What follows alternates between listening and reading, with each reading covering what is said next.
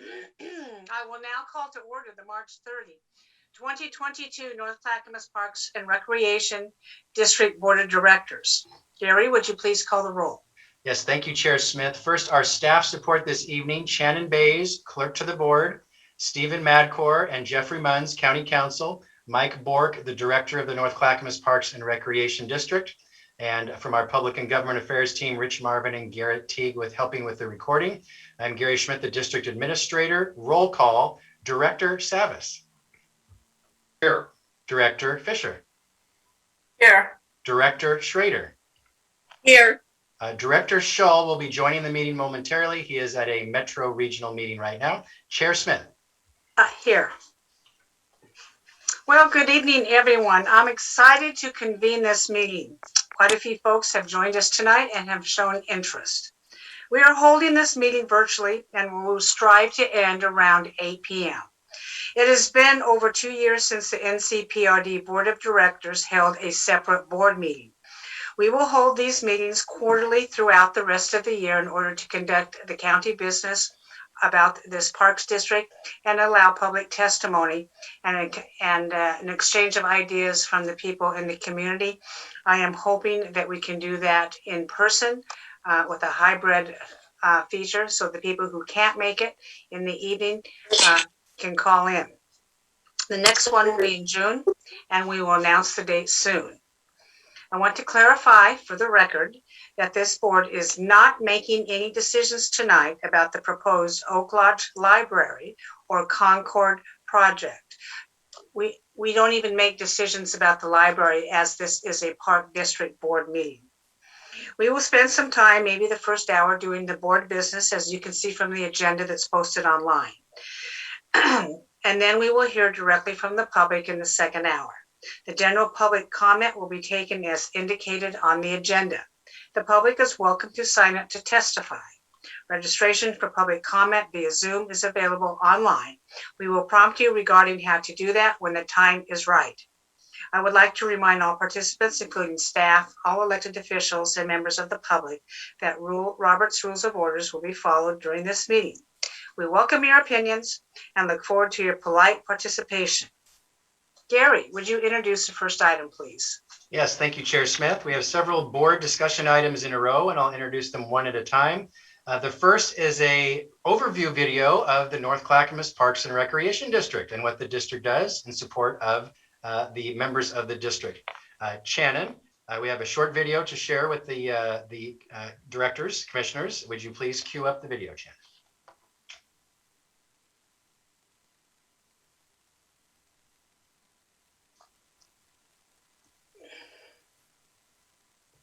There's no sound, Shannon. As a service district of Clackamas County, we strive to create an active and happy community through exceptional parks, trails, and recreational opportunities. We offer enriching experiences to help residents maintain a healthy and active lifestyle, no matter your age. Choose from a wide variety of engaging and fun programs, from fitness and creative writing classes for adults to dance lessons and sports teams for kids. Our youth camps provide opportunities for kids to get out and play, discover new interests, and make lasting memories. There are hundreds of acres of natural land, parks, and trails throughout the district that provide year-round recreational outdoor activities for residents. By conserving green space, we are able to provide vital connections to nature for residents and enhance sensitive habitat for local wildlife.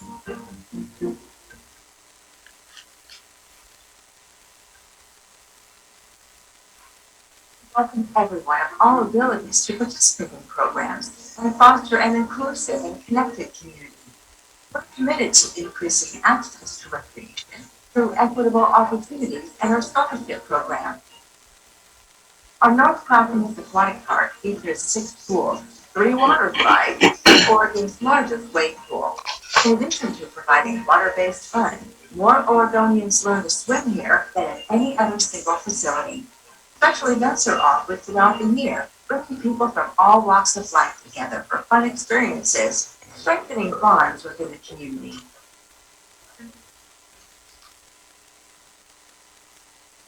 Milwaukee Community District supports senior and federal youth residents in our business with essential life services and helps keep residents connected.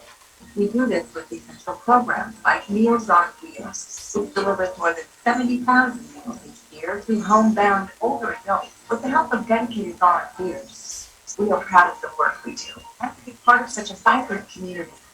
Learn more about NCPRD programs and services and to sign up for updates, visit ncprd.com.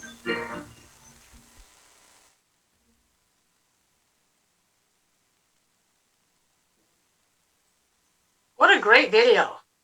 You sure will have fun in Clackamas County parks now, won't we? Before we continue with our business, I will now lead us in the Pledge of Allegiance.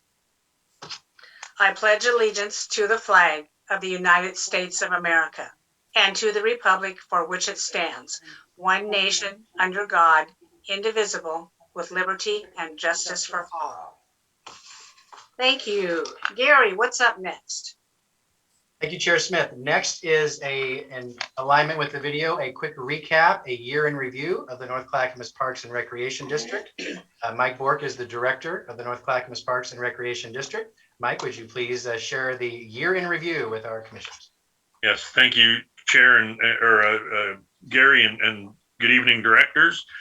Shannon, do you have the website link for that to show the year in review? If not, if you give me share screen access, I've got it pulled up. Moment. But as Gary mentioned, this in line with our promotional video that highlights everything that we do and provide as services throughout the year. We've in the past done an annual report. You may have, some of you may recall a bound document that we printed lots and lots of copies, and I have boxes and boxes of them if anybody would like any copies of them. So this year we wanted to do something a little more mainstream, a little more modern, and created the same type of report, but in a more online format. Okay, looks like I can share now. So let me.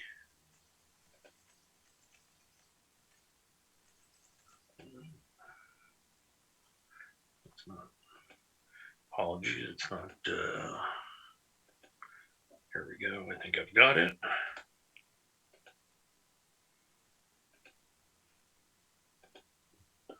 Okay. Can you all see that then? Yes. Perfect. So this is the video you just watched. That's the top of our 2020-2021 year in review. So I'm not going to read everything to you. I just really would like you to see the types of information that we've got on there. And this is live on our website along with the video if you want to watch that at your leisure. But we break down our different areas. So in our parks, trails, and natural areas, we have a rolling scroller of different statistics about our parks and trails and natural areas. I love these little things, like we removed 96 tons of trash was collected. Things like that, just the little tidbits. We did 38 playground inspections. In 2021, we were also involved in the Elk Island restoration. So we talk about that in our repair and erosion and revegetation efforts. North Clackamas Aquatic Park, again, some scrolling statistics. One of the fun ones that I like is we had 5,812 swim team participants. That's a huge number. 6,776 lap swim participants. Lots of high numbers, and this was even during COVID. We love including quotes from our residents. So COVID restrictions are well put in place, but everyone has their space and it's not crowded at all. They even give you a small container to keep your mask dry. So happy they're able to be open again. And that's just one of hundreds or at least dozens and dozens of comments that we get that show people support. Under recreation and sports, again, we talk about the division, and then we have our scrolling tab of statistics, like we offered 112 youth and sports program offerings in that year. The Milwaukee Community Center, we kept it Milwaukee Center because this was prior to the name change, so that's why it says Milwaukee Center. They stayed open. They still delivered Meals on Wheels and provided these older residents and folks with both meals and programs as much as we could. And so you can see our statistics on here. Over 72,000 meals served, 534 Meals on Wheels recipients, and 0 meal delivery missed days. No weather, no nothing. They're even more consistent than the U.S. mail. Our volunteers are some of the lifeblood of what we do. And again, we wanted to highlight their efforts that go on throughout the year. Overall, 638 volunteers, 200 natural area volunteer hours, 589 sport volunteer hours, lots and lots of outside support that we couldn't do even a little bit of what we do without our volunteers. Our special events, another thing that people really are ask for every year and want more and more, and we try and provide more and more. We had 1,158 people come through our Boo Bash drive-through trick-or-treating last year. 160 people came for the drive-through Chinese New Year. One of the other statistics that I like is over 2,046 total event participants for all of our different special events. We have really, really good reception on that, and that's something that I'm excited for us to continue. We also wanted to highlight the new park at Boardman Wetlands, which officially opened in 2020 and is still under review for an official name. That's why we call it the new park at Boardman Wetlands. But that naming process is ongoing. And this even gives you a link that if you click here, that actually takes you to the park project page, so you can actually see more information about that as well. And let's see. I just lost that. There we go. Apologies. Milwaukee Bay Park, we talk about that. And again, it has a link to learn more, to get more information. Concord School Project, same thing. You're recognizing a pattern. People can click to learn more, and we have a project page for that. We have our financial information about in the 2020-2021 year, breaking out our expenditures and revenues by sources. You can see that the bulk of our revenue by sources are property tax revenue. It accounts for 79.9% of our total revenues. Expenditures, it's kind of spread all throughout, but our largest expenditure is in park maintenance at 23.7%. And that's it. That's all. I just wanted to be able to provide you this brief year in review from last year, and I hope that was insightful and informational. And I want to thank our design team, Melina DiFrancesco and her whole group that put all of this and the video together and continue to just push out some really amazing branding and communications efforts like you see here. Mike, that was a really good presentation. The website is beautiful and information is easy to access. Thank you very much. Commissioners, any of you have any comments so far? Okay, seeing none. Gary, what's up next? Thank you, Chair. Next, we have an update from the Chair of the District Advisory Committee. Shannon, if you please bring in Grover Bornfeld, directors, commissioners. I'm going to call you commissioners. As you know, the District Advisory Committee is a community group of volunteers who advise you as the North Clackamas Parks District Board of Directors. They are all volunteers. Many of them are on this call tonight on the attendees list. Grover Bornfeld was elected the chair of the District Advisory Committee. So we thank Grover for his years and years of volunteerism to Clackamas County and the Parks District. So Grover, you have the floor to give a quick update to the directors. As brief as you can, please, would be appreciated. Go ahead, please, Grover. Well, thank you, Gary, and thank you, Chair Smith and commissioners. It's always a pleasure. I saw you twice in the last couple of weeks in person, and now we get to see this. You don't get to see me.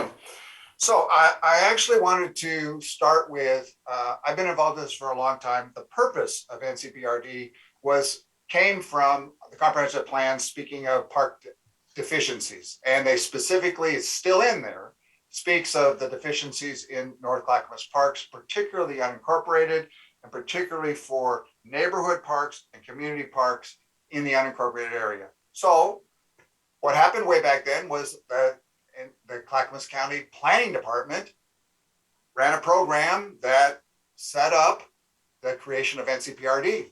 And that set up a regional board and a board in each of the 5 sub areas that they had, and that allowed them to get community input. And that community input allowed them to be able to create a master plan, the first for NCPRD. And it was widely included. I had a great conversation with one of the original members of all that. And he talked about how it just shines. So where that leaves us, that's where it was. And then it drifted. And then in 2019, we went before you, not all the faces are the same, but your body. And we specifically asked to return to proportional representation. You agreed, we were thrilled, and we set up to go off and do that.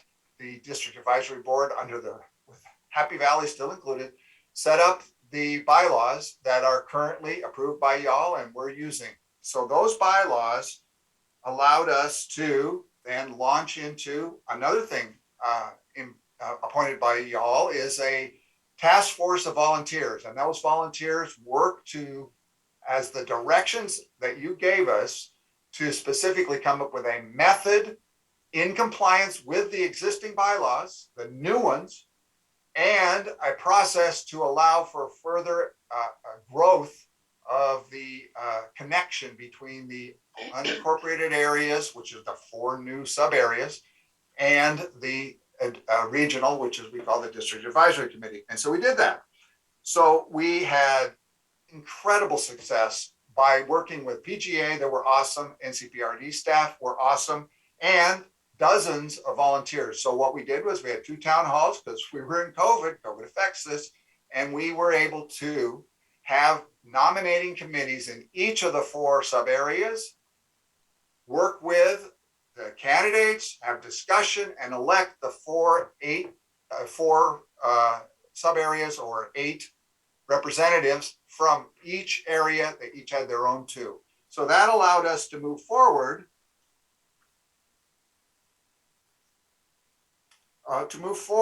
and specifically advance the inclusion of community representation and follow through approved plan or the bylaws, so that we then could do a 2-year. So for 2 years, we had a significant amount of staff disruption in COVID. So where did that leave us? We're looking at a long list of things that need to be addressed. We have a new director. We're catching everybody up. So one of the things we clearly have identified is the need for a system plan. It used to be called a master plan. Now it's called a system plan. So that's on our horizon. I don't know where it is, but it's on our horizon. And what we need to do is establish priorities. And that's been in the pipeline for the last 15 months. It was in one of the briefings that you all had in January of 2021. Establish priorities for the funding is how it's used and where it comes from. So that's still not in place. To set up a capital improvement plan. The previous one, I think, is 2007. And then also to set up a process where the SDCs will allow us to eliminate the zones and once again have one whole district without segregated funding. So what we want to do to move forward, we want to specifically focus on an inclusion as we're catching up. There's a lot to be done. I have nothing but great respect for all of the work that the NCPRD staff is doing. And we have an active district advisory committee that needs to be included because our primary job is to advise you. We need to stay up to speed so that every year we will be able to give you an update and advise you on things around the plan that addresses the desires, the challenges, and the needs of all district residents among a myriad of subjects, including parks and locations and sightings and assets. But the point is, we need to have that information. So we need to be able to see how the process is unfolding. When is the process of establishing priorities going to happen? So once we see those things, we'll be able to support and fulfill our mission, which is, as you pointed us to to support you and provide advice. So Thank you, Grover. We're running out of time. Thank you. I have a request, and I would. Go ahead. Go ahead. Sorry.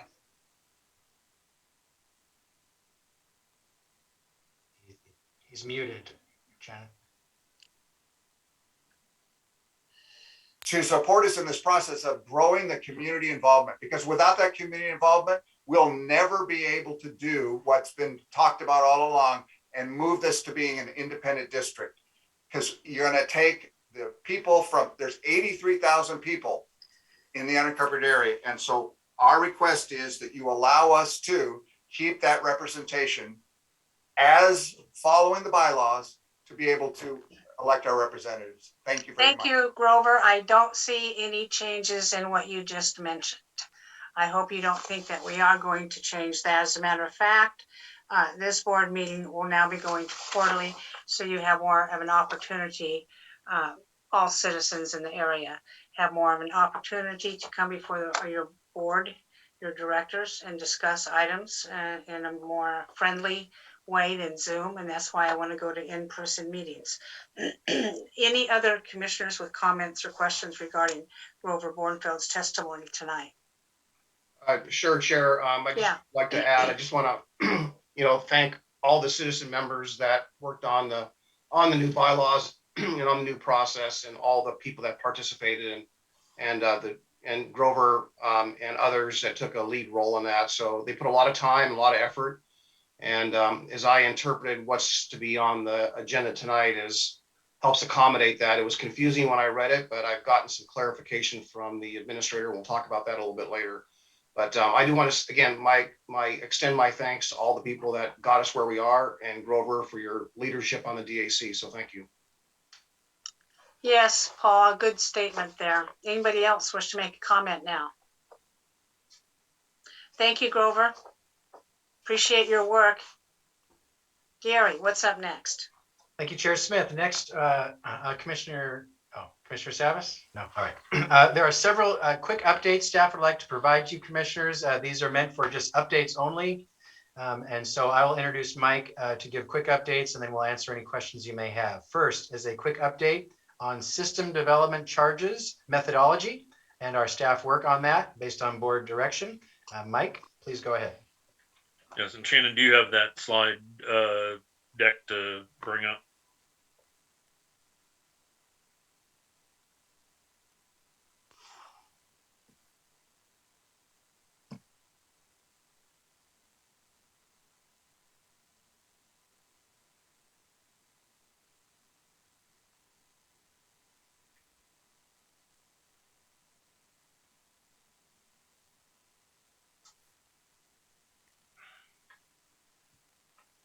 Thank you. And commissioners, directors, I do have Heather Cook in the audience if there's questions that I can't handle, but I'm going to try and keep this very brief and hopefully explanatory. As was mentioned by Chair Bornefeld, we have undertaken a SDC methodology update. This was based on in 2018 there was action that was started on a new methodology update, but was not completed for a variety of reasons. And so when we came back just last fall and started the DAC up, that was one of the first things that the District Advisory Committee had us do, was to revive this and keep the process moving. So just very quickly, where we've been since November 21 up to now is the DAC's reviewed and recommended a interim CIP list. It's not the full updated new list that'll be part of a systems plan, but one that the SDC consultants will be able to use to make their metric numbers work. The DAC introduction to just the SDC update generally on how this is going to work, and then we started, the big part was the SDC data gathering and refinement that we have to send to the consultants for them to start crunching the numbers. Where we're at right now is this middle slide from March to up to June. The consultants are developing the draft SDC methodology, which is going to be presented to There's going to be a SDC methodology presentation and revised interim CIP list for the district advisory committee to review.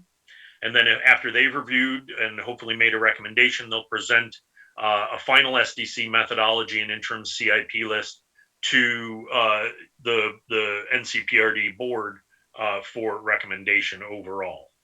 Once we've got that, then we move to the June to September timeframe, where there's a board presentation. If that moves forward in a positive way, then there's a minimum or a mandatory 90-day notice period that we have to keep open for public comment and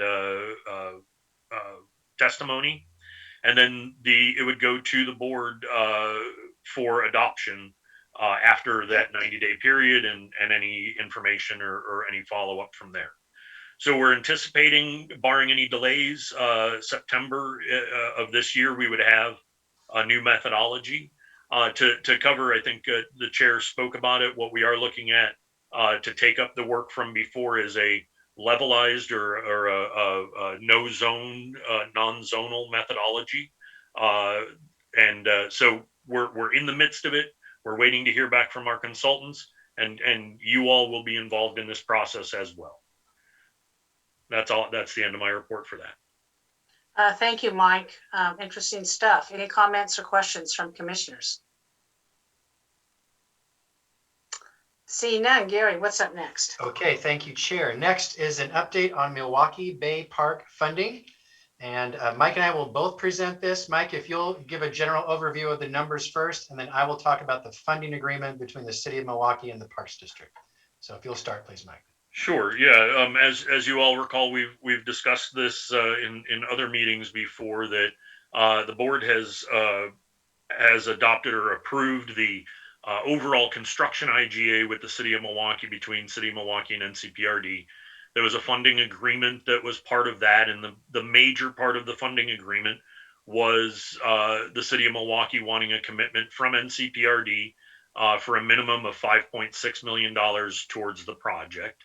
That 5.6 wasn't just a random number. That's the number of what we've been presenting in the budget. And Shannon, do you have the budget overview that I can share with them while they're looking at, while we're bringing that up?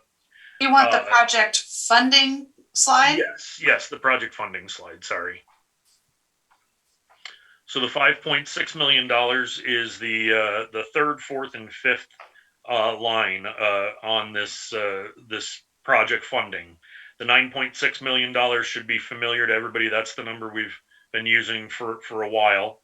The City of Milwaukee has some money that they've put in, a combined $1 million. The 5.6 is our SDC's Metro local share of $3 million, and that's not approved yet. That's pending public involvement and an IGA with Metro. And then the NCPRD general fund of a small amount that comes up to the 5.6. And so that's what is in the funding agreement. They're asking us to commit that 5.6 is going to be there. There's also provisions, though, in that agreement that if we get to a point where there's just not enough money to do the project with what we've got available, all parties will sit down at the table and value engineer and get to an affordable project. And that was important for us to have in that language, so that we're not just going to walk away and, in frustration when we hit a roadblock. We'll sit down, we'll try and solve the problem and still get a great park project. But we're on track right now to be pretty good, I think. And we'll have an update on that here after this. Thanks. Gary, I guess I would turn it back to you unless there's questions.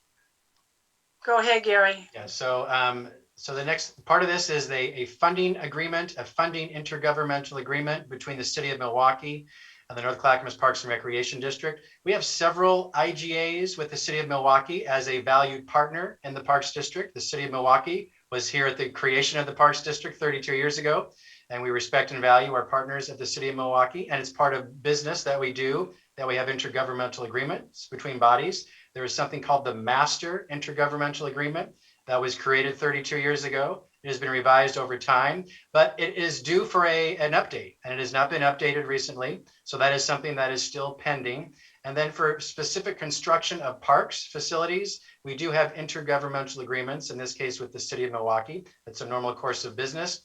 Commissioners, directors, you already have approved a construction IGA for Milwaukee Bay Park between the city of Milwaukee and the district last fall. So that's done. This new request is for a funding IGA for Milwaukee Bay Park, which, as Mike mentioned, commits the funding agreements between the district and the city.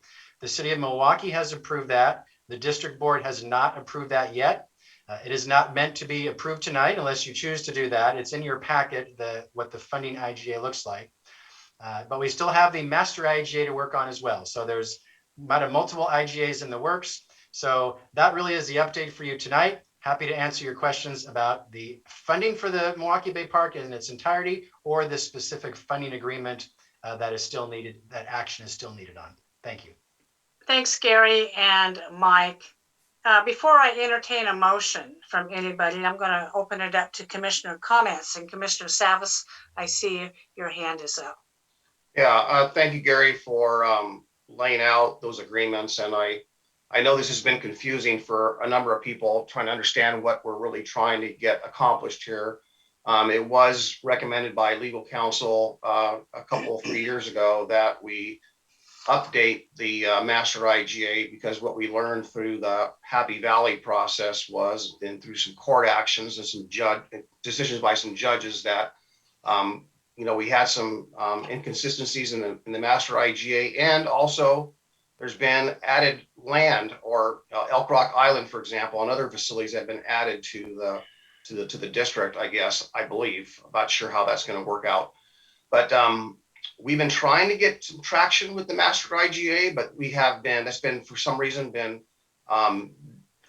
hasn't really gotten us to the finish line, and it's been advised, and I think it's imperative that we do. So as I understand it also, that there already is a current funding IGA in place that we approved last year, frankly. So this one's an updated one. I get that.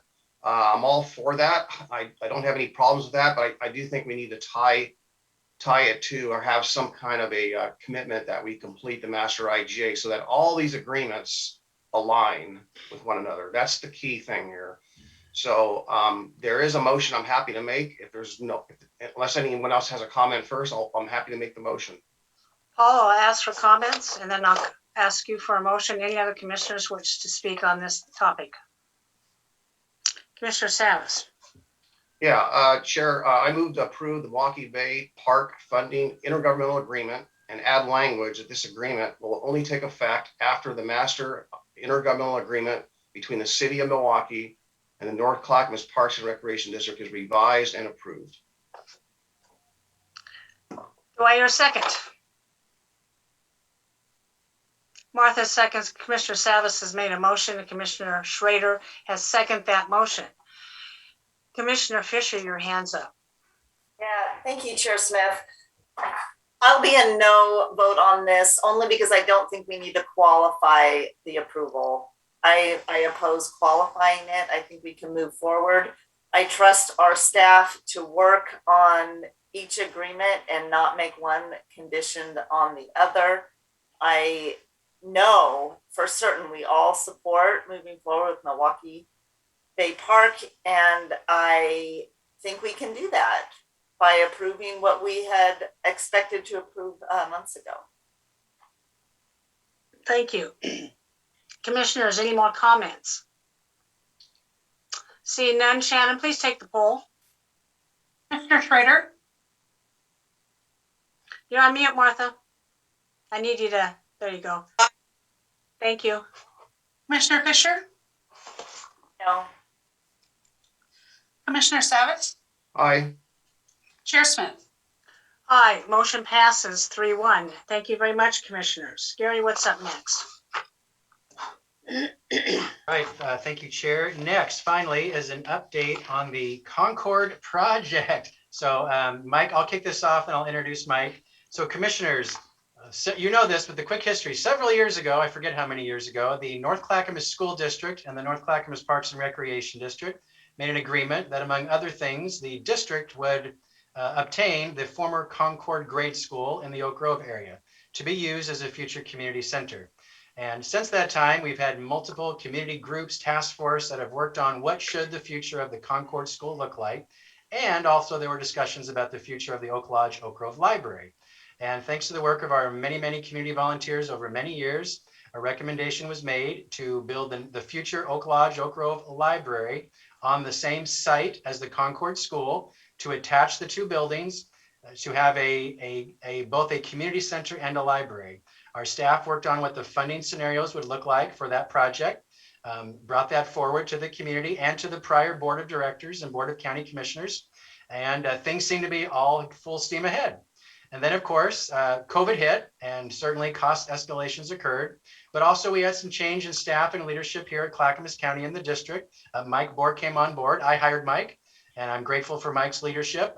Looking at everything with a fresh eye, as well as some new staff in our finance department and our business and community services department. So looking at everything with a fresh eye, we reported to you commissioners and directors and the public, last October, November, that it seemed the funding for the original option that the community supported and our board supported may not have been all that we thought it was. And we reported that to the community.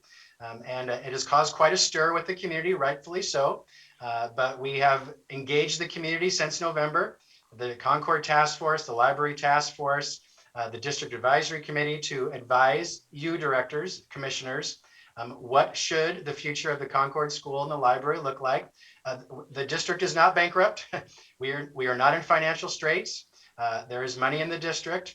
However, there's choices that have to be made. So tonight is simply for Mike to give a quick update on where we're at as far as the Concord project. You're not making a decision tonight.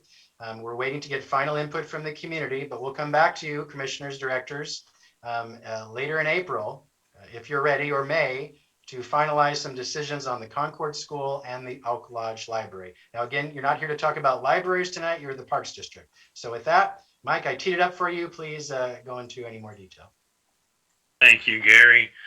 The only things that I would add is just to give you an idea of the vision of what has, or give you an idea of what has happened as we've developed these plans. But that's going to be presented to you in a much more comprehensive format when you all meet, as Gary mentioned, to make a decision. But as you recall, myself, Jason, Varga, Sarah Ekman, Cindy Becker, Mitzi Olson, put our heads together back in the fall and came up with essentially the three options that were looked at. The option one was the building as envisioned originally. Option two was the building still attached, but it was a lower scope. Option three was a separated building from the library. And we've gone through a lot of different iterations and refinements and presentations, and we've presented this information and the presentations that were, I think, in your packet to the library board, to the Concord Project Task Force, and to the District Advisory Committee. They have all shown favor in their actions and votes towards the separated library option. Depending on a lot of different things, depends on the operation of that said facility. So leaving the library part out, what we would, an amazing library would be had, but to focus on the parks part and what NCPRD would have on the project, whichever way it moves forward, we're committed to building the park and the playground that would surround the library and enhance the grounds all around. And that's in our initial budgeting, along with some improvements made to the entryways of the building to more be enhanced and work in conjunction with the library. So a new entry on the corner where the library would be, along with potentially an elevator, I believe is still in the plans. So easy access to the building. But beyond that, that's where the project dollars that we've got go right now. And so the big question that I'm trying to figure out is, how do we move forward with the building? What does it look like? How do we afford to get some of the needed infrastructure stuff done, as well as operate a community center? And so we're on a good path forward. without a lot of details, we've got a great plan. In fact, I was just at Concord again this afternoon doing a walkthrough with staff on where things might be going and where staff is going to be residing once we move our admin and sports and recreation offices over there. So it's the plan is starting to come together. It's not how it was originally envisioned, as Gary mentioned, as you all have heard many times. And I wish I hadn't had to have been that messenger to bring that message. But I think we're in a much better, more fiscally responsible place that's going to get a really, really great community center. It might take a couple of phases to get everything that the community envisioned, but I see the pathway forward, and very soon, within the next 6 months, we'll be opening a limited function, at least for rooms available for rent and classes going on out of that facility. So we're really excited for it. It was a disappointment, and I know there's still a lot of disappointment out there, and I share that, but I'm also very excited for the vision of where it goes. So more information is going to be coming from staff as we ask for you to make a recommend or a decision. But I just wanted to give you a little more context of where we're at and where the project kind of sits right now. And I'll turn it back over to Gary. Thanks, Mike. Back to you, Chair. That's the president. Yeah, as I like to remind my commissioners and staff, we are meeting as the NCPR, the Park District. So any discussion revolving around the library really needs to be at a minimum, because that is not our charge. We are very much out of order if we do that. And it also raises expectations when this board has not met in the other capacity as the BCC to consider the library. So I'd really like to caution all staff, commissioners, and those who call in later that we will not be making decisions about the library. In fact, we're not going to be making any decisions tonight, because as I earlier said, this is our first meeting in 2 years, and this is mainly informational and an opportunity to hear from our citizens in the community and just hear what we're doing and have a two-way conversation going. And now I'll open up to commissioner comments. Commissioner Savas, your hand is up. Yes, thank you, Chair. I appreciate, Chair, that we're trying to get back to some kind of routine, regular meetings. I guess that'll be quarterly for now. I'm looking forward to that. And I'm possibly anticipating that we should probably have some kind of a budget discussion prior to the budget meeting itself, so that we can make sure that our goals as the board of NCPRD the budget aligns with that. And so, Gary, I might need your help on this, but as Mike kind of laid out there, there in November, there was a lot of statements that were made that kind of led people to believe there was no money, and the health of the district was, in my words, I guess, dire. When someone says it's a couple $100,000 away from, being in the black or the red, but that's not the case. There's, as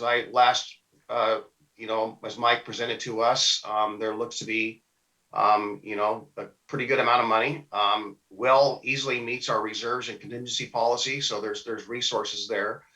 And in discussions with staff and Gary and the original financing plan, taken into account and iterations of that going forward, it seems, and this is my opinion, and Chair, I think you've kind of said things along this line.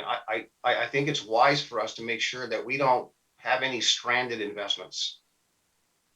And so being that the task force is still meeting to talk about, this project, and I'm going to talk about the NCPRD side of it and the community center, which is part of the NCPRD element, the seismic, some of the issues with that have been discussed by the public regarding some of the structural things, the heating and so forth, and issues with mold and so forth, that we anticipated that there would be some heavy work being done on the onset, followed by, some phasing, I guess that's what we thought. And so I'm just kind of concerned that, that a decision was apparently made to forego that in advance of any task force or board decision or input to move our offices in the very, very near future.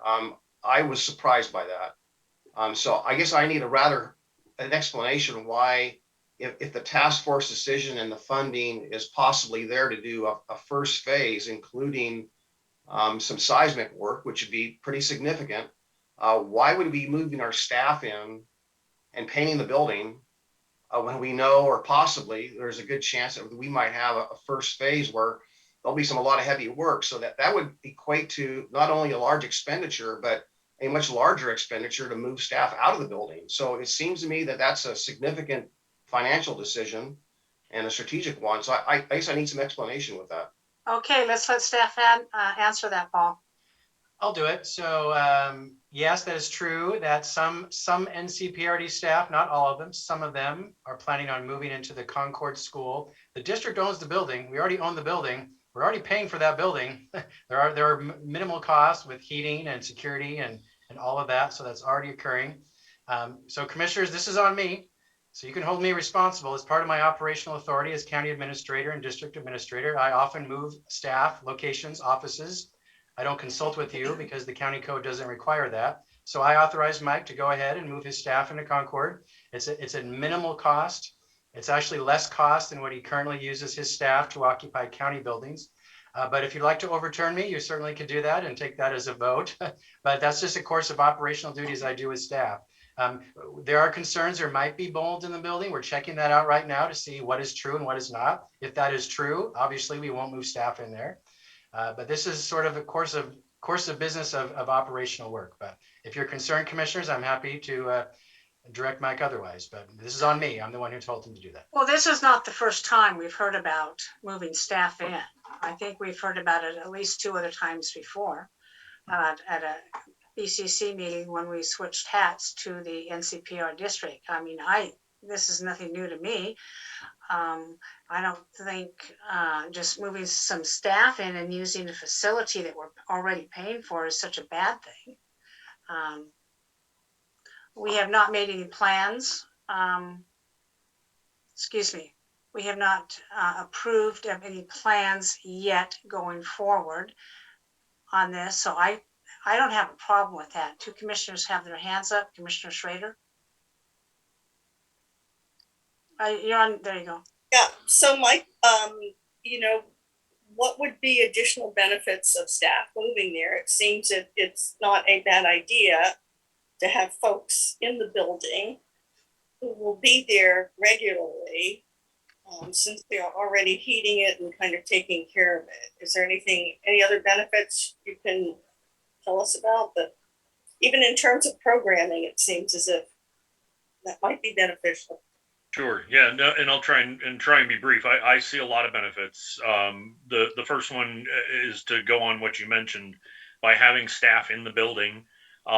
Since we're lighting and heating and we're actually running programs out of there already, out of the gym and out of the community room that was built.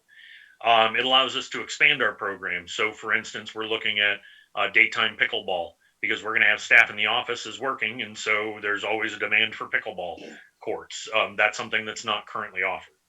To speak to Commissioner Savas's comment about work that may get done, that's absolutely right. Right now, we're working still a very hybrid work schedule where a lot of staff is still working from home and coming into the offices when they need to, when there's a meeting, when they need to print stuff, things like that. But for the most part, we're working very effectively on my admin staff. A lot of my sports and recreation staff use an office space as a landing space, but they're mostly out in the field. And those are the staff that we're talking about being over at Concord.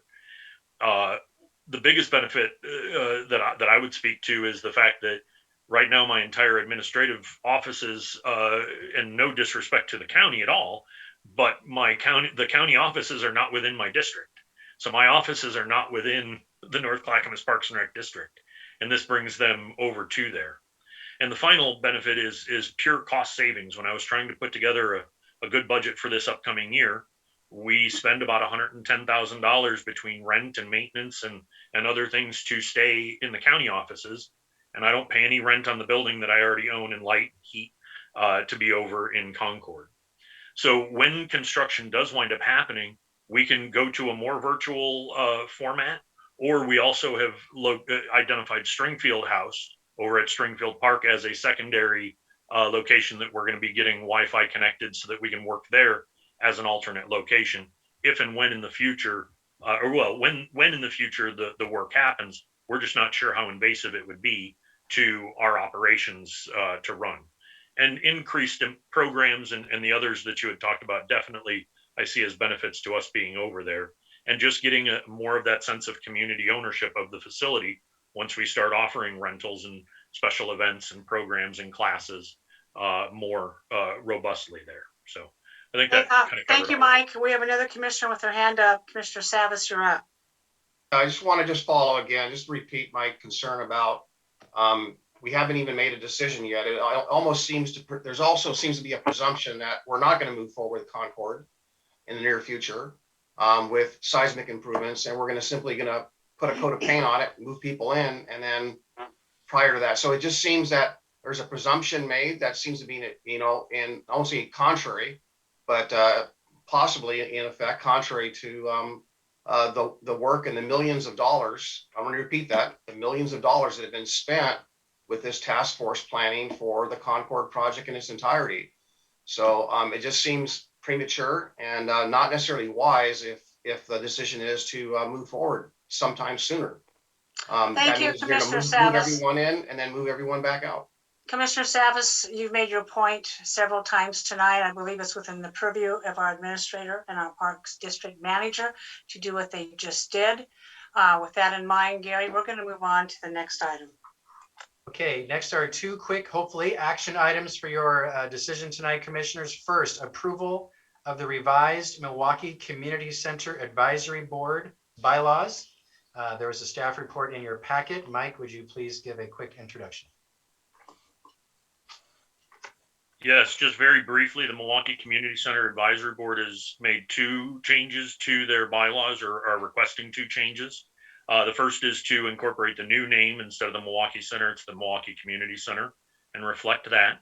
And then also with the Happy Valley withdrawal, they need to revise their bylaws to move them from 12 members down to 11 members and remove the Happy Valley representative from the district advisory or community center advisory board. Those are the two main changes, and staff recommends that these bylaws be amended and approved. So before we go to a motion, does any of the commissioners have any qualifying questions or comments on this? Yeah, Chair. So Gary, clarification. When the new DAC was formed, they utilized the new bylaws to do their sub area recruitments, independent, those appointments, and then to be finally approved by the board of directors of NCPRD. So does that remain intact? That does, and that's the next agenda item, Commissioner. We're talking right now about the Milwaukee Center bylaws. Oh, Yeah, I'm sorry. Yeah, that's okay. We'll hold on that, Paul, first. And so, commissioners, any concerns about the revised Milwaukee Community bylaws on this? Okay, I will entertain a motion. Under 3, action item number 1. I will ask for a motion for the approval of the revised Milwaukee Community Center Advisory Board bylaws. Second that. Commissioner Schrader has moved for the approval of the revised Milwaukee Community Center Advisory Board bylaws. Commissioner Savas, would you like to second it? Second. Thank you very much. Motion has been made and seconded. Any further discussion? Shannon, can you please take the poll? Commissioner Fisher, Aye. Commissioner Savas, Aye. Commissioner Schrader, Aye. Chair Smith. Aye, motion passes 4-0. Thank you very much. Gary, what's up next? All right, next is what Commissioner Savas was asking about. This is the District Advisory Committee bylaws in relation to recruitment for the community members from the various sub areas. When the bylaws were created, the District Advisory Committee was not formed yet.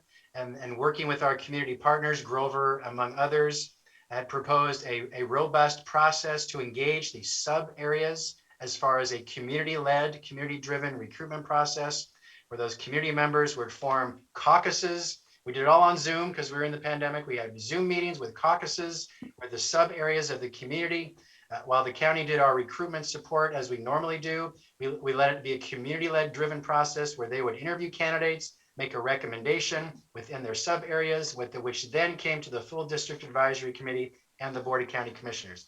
That was always the intent of the district board. However, we did not codify that specifically in the bylaws of the District Advisory Committee. We are now recruiting vacancies for the community members in the sub areas. And because County Council's advice, the bylaws did not state to the letter the process we used the first time when the committee was first formed, I'm requesting commissioners your consideration tonight that you will allow, use the text here, to suspend the DAC bylaws as far as the recruitment process for sub areas to follow the special process we used when the DAC was first formed, and then we'll clean up the bylaws to make sure it's ready in the future recruitment. So that's all. It's a house cleaning effort that we're seeking your approval if you so choose tonight, Commissioner. Commissioner Savas, your hand is up. Yeah, first of all, I want to thank NCPRD staff and PGA staff for that particular process, Gary, that recruited folks that sit on our DAC today. So I participated in that as in the audience, if you will. And I thought it went really well. And it kind of gave that local control as originally intended when the NCPRD was first formed. So I'm happy to make the motion when it's right, Chair. Yeah, sure. Any other comments on this particular item? I think we're just trying to be flexible and do whatever we can to support all our subcommittees and folks out there who want to volunteer. Seeing none, Commissioner Savas, I'll entertain your motion. Great. I move to suspend the bylaws and temporarily adopt the special recruitment process for the District Advisory Committee until the full DAC bylaws are amended. Second. Commissioner Savas has moved for suspension of the Milwaukee bylaws, the DAC Advisory Committee bylaws. Commissioner Schrader has seconded the motion. Any further discussion? Seeing none. Shannon, would you please call the poll? Commissioner Schrader. Aye. Commissioner Fisher. Yes. Commissioner Savas. Aye. Chair Smith. Aye, motion passes 4-0. Thank you very much, commissioners. We have finished the first hour of our business. Thank you very much. Now we're going to go on to public comments. This portion of the agenda shall be limited to items of business that are properly the object of the NCPR Board of Directors for consideration. Our focus is parks business, not the future of the Oak Lodge Library, which is a separate issue and under the authority of the Board of County Commissioners. We are not sitting as the Board of County Commissioners tonight.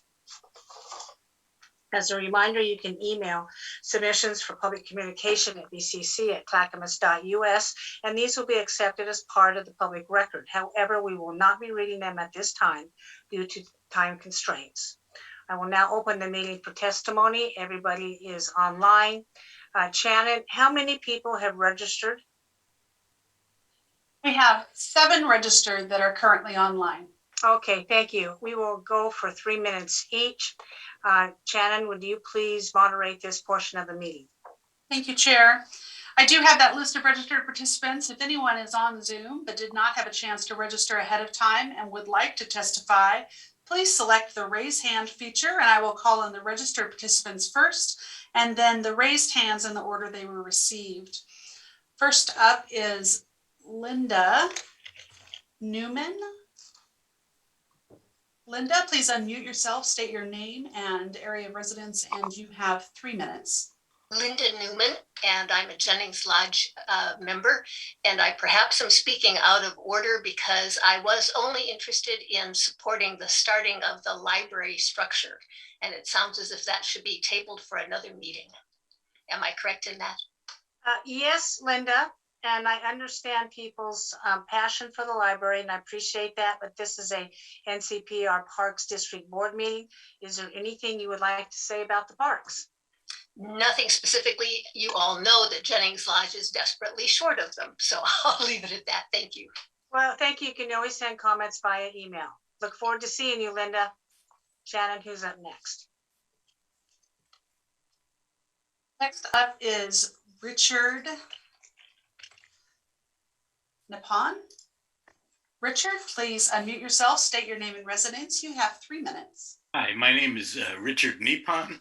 I live at 3463 Southeast McCartney Lane in Oak Grove, a couple blocks north of the Concord School. And my comments are somewhat brief. I joined the task force as not as a official participant, but as a member of the audience back before the pandemic. In order to advocate for recreation, heavily including theater, live theater. And I don't want that to be lost, and just want to bring it up again, that Oak Grove area needs a live theater place to practice, participate, and do public performances. The second thing is, when I first went to a public meeting at the school, my wife went in the door, turned around and walked out because the mold issue was so predominant that she couldn't go into the building, and she suffered from it even though all she did was walk in and walk out. There truly is a mold issue in the building that will have to be taken care of before we put people there. I'm very well aware of what happens to people when they get exposed to mold, and it's not pretty. That's all that I have to add. Thank you all for your participation, and I look forward to someday being able to visit the Concord School as a public community center in my neighborhood and a recreation area as well. Thank you, Richard. Shannon? Next up is Jan Carruthers. Jan, please unmute yourself, state your name and residence. You have 3 minutes. Thank you. My name is Jan Carruthers in Jennings Lodge. Do you need my address? Nope, that's all right. Okay. Go ahead. All right, great. I just want to speak to the value of and appreciate all the efforts towards community participation and representation. I'm particularly interested in a sense of the priorities of all of the work that is lying ahead of us. In addition to the big projects like Concord and Milwaukee Bay Park, there are so many smaller projects, but essential projects that we're hearing about out there at all of these meetings. And I think it would be really valuable, in addition to continuing the representation process for the sub areas, I think it would be very valuable to have some very clear sense of future investment.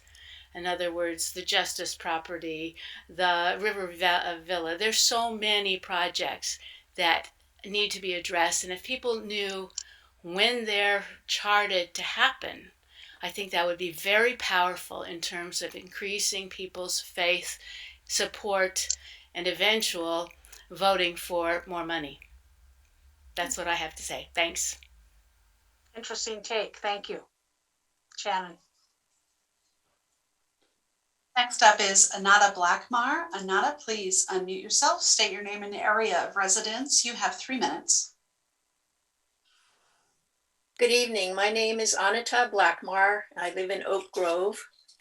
And I was concerned about the continuation of the system for unincorporated residents to nominate their own DAC representatives. So I'm happy to see that the governing board continues to support this system. And I want to thank you very much. Thank you. Thank you. Next up is Lisa. Lisa Beatty. Lisa, please unmute yourself, state your name and residence. You have 3 minutes. Hello, Commissioners. I'm Lisa Beatty. I'm a city councilor in the city of Milwaukee. I found your vote tonight very interesting. I feel like you split the baby. You voted in support of Milwaukee Bay Park funding, which is great. I appreciate that. Your district advisory committee was overwhelmingly in support back in January when they considered the issue. But the tying it to the master IGA, I frankly don't know. I mean, my perception is that that is a big project and that will take a lot of time. I'd like to be wrong about that. It may be staff on both sides will prove me wrong about that and be able to wrap that up by this summer. But if we don't complete it by your next meeting in June, I would encourage you to revisit that vote and remove that condition, because if we aren't ready to go forward by June, Milwaukee Bay Park does not get started next year. And that park was supposed to be built in 2021. I also want to make, that got delayed by COVID, and now we have price increases, we have all kinds of things we know are impacting the price of that park. There's a meeting coming up later in mid-April about, what the pricing is now and what might have to be changed in the plan. But whatever comes out of that, I think Milwaukee, we want that park to start construction by this time next year. To me, that's the bottom line. That park needs to be under construction this time next year. And if we can get to the master IGA, great. I will point out that I don't know if that was an implication of what Commissioner Savas was saying, that somehow Milwaukee has been dragging their feet on that master IGA, but I will just make the point that we were waiting quite a while you were between directors. Was that 18 months, 12 to 18 months you were between directors? So the delays in finalizing the master IGA are certainly not all of the Milwaukee side. This park has been a quarter century in the making since Milwaukee started buying the property that is this park. All the city councilors came to talk to you last fall about trying to keep 30 seconds left. Okay, I'll wrap up. I think I've said the main thing I want to say, which is I see your June meeting as a drop dead date. I don't know if it's feasible to have the master IGA by then, but if we don't, I would encourage you to remove that condition and sign the IGA that the Milwaukee City Council has already approved. Thank you. Next up is Kathy Heisey. I apologize if I've mispronounced your name. Please unmute yourself, state your name and area of residence. You have 3 minutes. Thank you. You got it correct. This is Milwaukee Council President Kathy Heisey, and thank you for giving me a moment to speak with you all tonight.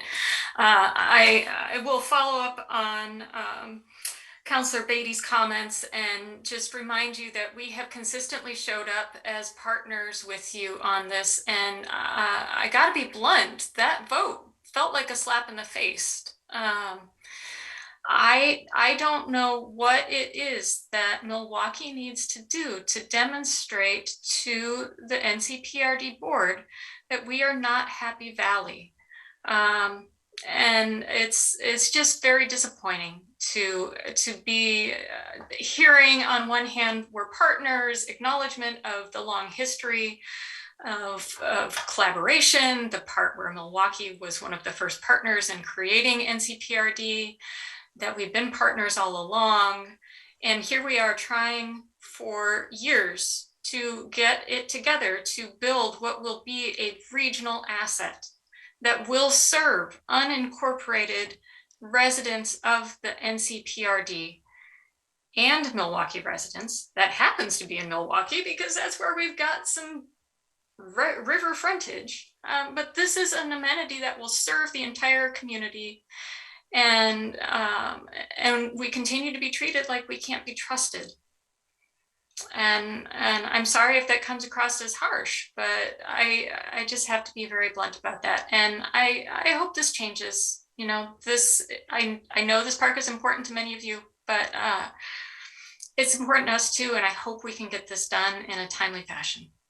Thank We're you. going to save commissioner comments, I think, until the end, and we're going to let our public cycle through. I've had some texts, and we'll all get a chance to respond at length. Shannon, go ahead and call on the next person. Okay, next up is Gary Buckowski. Gary, please unmute yourself, state your name and area of residence. You have 3 minutes. Hi, my name is Gary Buckowski, and I live in an area over near Jennings Avenue, not in Jennings Lodge or Oak Lodge. I have to apologize. I misunderstood and thought we were going to be able to discuss the library issue, and that was my interest. So I'll just give up the rest of my time to people who need to speak. Thank you. Thank you, Gary. Appreciate that. You can always make a comment on parks. Shannon, who's next? Next up is Ben Johnson. Ben, please unmute yourself, state your name and residence. You have 3 minutes. Great, thank you. My name is Ben Johnson. I live at 11470 Southeast 30th Avenue in Clackamas County / Milwaukee. I am on the Milwaukee Parks Advisory Board, and I'm also on the District Advisory Committee.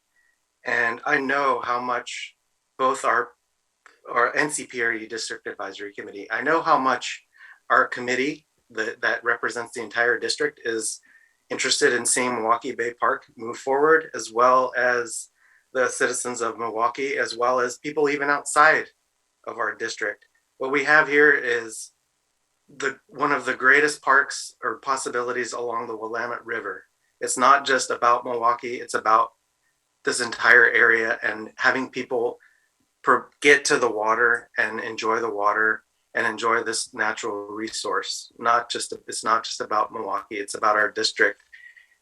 At the beginning of the meeting, you all said this was informational and we weren't expecting to take votes, but yet it seemed like you all were very quick to vote on this topic. So it makes me think that you all had your minds made up before this came up, which makes me concerned because on one hand, you support Milwaukee Bay Park, but yet every little obstruction you put in on getting it developed is going to make it more and more expensive to build as our inflation increases, which is going to greatly affect all our tax dollars.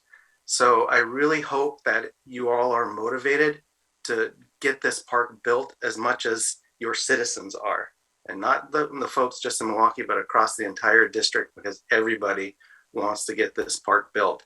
If you see the license plates and see the people that come to this park, it's not people from Milwaukee, it's from all over. Thank you. Shannon, who's up next? Jeanette De Castro, you're up next. Please unmute yourself, state your name and residence. You have 3 minutes. Thank you. Hi, my name is Jeanette De Castro. I live in unincorporated Clackamas County, near Happy Valley off of Sunnyside. And I have a friend here. I'm sorry if there's a little background noise. My comment is about the future system plan and capital improvement plan.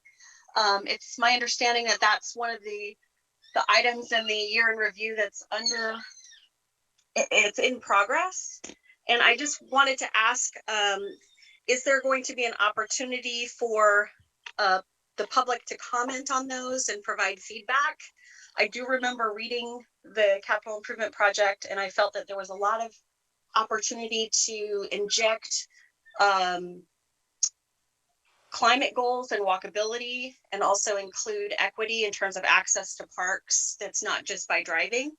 And there's certainly other ways that it could be refined and really improved upon, in my opinion. And then the other comment I have is that I'm very excited with the forward progress, and just want to thank everybody who's been at the table and doing the hard work. That there's probably a lot right now when you're doing a little bit of catch up, and I really appreciate y'all putting your shoulder into it. I'll stop there. Thank you. Thank you, Jeanette. Shannon, anybody else? That is the end of my list, Chair. Thank you. Okay. That's it for our public communication. We will open it up to commissioners' comments in just a moment. I do have a list of order.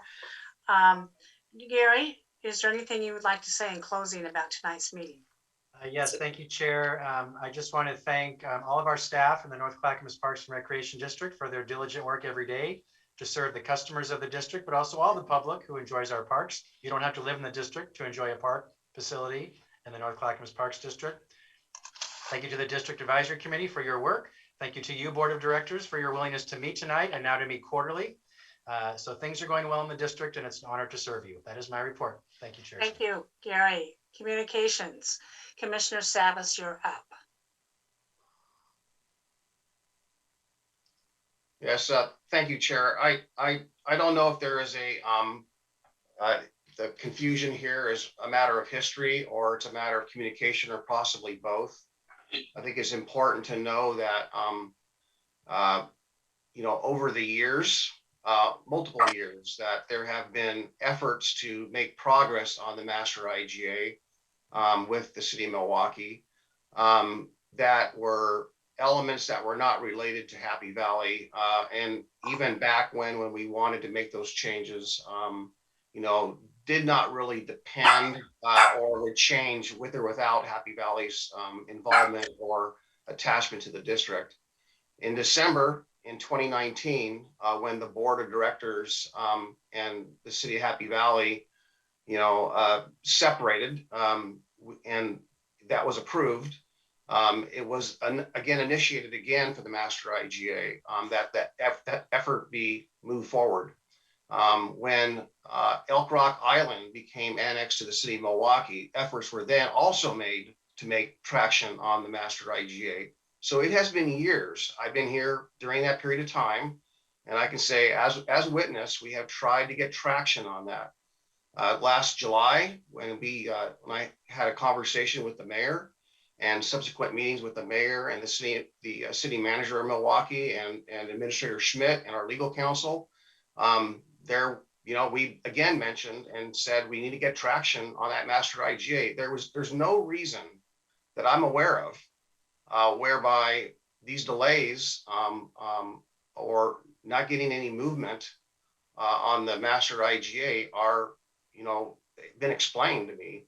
I understand that the city of Milwaukee in January, I'm not exactly sure. I'm happy to be educated on that further if I don't understand the nuances of that. But I was told or heard that the city of Milwaukee would not move or take any action on the master IGA until all these other agreements were put in place. So it seems to me that the hiccups or the delays are, whether that's our fault or it's everyone's fault, I don't know. I'm not here to pin it, but what's in the best interest of the district right now is the master IGA being completed. It wasn't that long ago.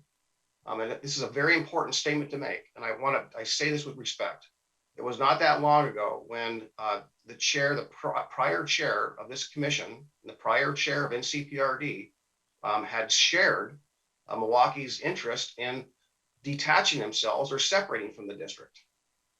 Now that's a big deal. If we're going to be making investments, if we're going to be making investments in a plan, systems plan, SDCs, we're spending a lot of money. And the future of the district and every dollar should not be stranded if there is this concern of that. So I would like to put that to rest and see the district move forward cooperatively with everyone. But when it's expressed that the city of Milwaukee wanted to leave the district, I think it was imperative at that time, which is why the discussion and the angst over getting this master IGA completed was so important. So I sit here, as my colleagues do, as the chair does, working in the best interest of the district. And I'm hoping we can make traction on this IGA and have a long relationship. It's nice to know that phase 1 and 2 of the Milwaukee Bay Park is complete. It is a park today. I'm looking forward to the next phase. And I agree about the asset. I believe that we can really get this done. So let's all work together. Let's find out what the communication breakdowns are and make sure we understand the history. And I think once we do, I think people will realize that it's a good thing to get this work completed. Thank you. Thank you, Commissioner Savas. Commissioner Scholl has joined us. He was at a very important impact meeting tonight. And I will call on you last, Commissioner Shull, for any comments you want to make regarding the NCPR Park District. Up next is Commissioner Schrader. Well, good evening, everybody. It's been a long day. I just am really glad that we're moving forward with Concord, and I wanted to let folks know I put information on historic preservation funds, as well as because that is pretty much Concord School is a pretty interesting, I suspect, historic building. And the National Trust for Historic Preservation does have additional dollars out there. So Mike, I was hoping that maybe I could talk to you and your staff a little bit about that in terms of rehabilitation and some of the structural stuff in a longer term. And also, we also have a number of resources and architects here in our area that actually have done work on buildings of that size and scope and age, and have restored some beautiful buildings, including schools. So I just have wondered if we could maybe take a look at that as another creative way to see if we get some funding streams. The other piece of this is at the National Association of County level. We are looking at supporting dollars for the arts. And I know that some of the community have also talked about having some kind of an arts center there as well. And, you know, if we included that with program, it appears as if should this go through at the federal level, we could also be poised to get some additional dollars for the building. So I'm just trying to think a little bit out of the box, because I think this building in particular has some real possibilities. And yes, I am a preservationist. I restored a 1910 farmhouse, a 1904 barn, and a 1910 windmill. And my neighbors have been a little worried because I have a big piece of plywood on my garage door. Well, that was because I didn't want to buy a new door, but I'm actually having the old door from the 40s restored to its condition. And there is money out there, not for me, I'm doing it on my dime because it's just my thing. However, I really do think that there's some potential for funding there that can help move some of that along. And the bottom line is this: if it's kind of a historic structure, the only thing they ask is that you not do any major changes on the exterior. You're pretty much free to do, and you probably know all this because you've worked in park systems before. So I think that'd be a kind of, number one, I think it'd be fun for the community, and number two, let's be positive about this and move this forward. And as far as, I'm so sorry that our friends, the folks in Milwaukee seem upset by this. I don't look at this as a lack of relationship with you as friends and colleagues, as city members. I just never have done that. I'm just looking at this as a contract and IGA, which delineates how we do business. It's not a personal thing. It's not because we don't want Milwaukee to get its park and we don't want, we're trying to be pills about this. But when I look at it, I think what finally swayed me when I just look at it as a contract issue, that's it. A contract issue, move it forward. Everybody will be fine. And then we can finally get this Milwaukee Bay Park done. And I don't see why we can't really move ahead with the master IGA. How hard is that really, Mike? We have templates, right? For that? Yeah. Oh, well, Martha. We've got something to build on is what I'm trying to say. So that's all I'm going to say about that. I'm sorry our colleagues see it as a little bit more. From my perspective, it is not meant that way. It is just formality and how you do business as you move forward with projects of this size and scope. So let's remain friends. Okay. That's all I got to say. Thank you, Commissioner Schrader. Commissioner Fisher, you're up next. Thank you, Chair Director Smith. Whatever. I really appreciate everybody's involvement. I think, and I wish we were in person so bad, because when we're talking about parks, we're talking about building community. And when we talk about building community, it's in place, and that's where people gather to enjoy each other and the activities that the programming provides. So I'm sad that we're not in person, because I bet if we were, there would be cookies at that meeting, and I would be eating probably too many of them. Regarding the motion regarding the funding IGA, how I see this issue, and Commissioner Schrader, this is why I think it's a concern. Milwaukee approved a funding, they negotiated, they came to terms, they approved. We did not approve, and now we changed a term. And to me, that's just not good business.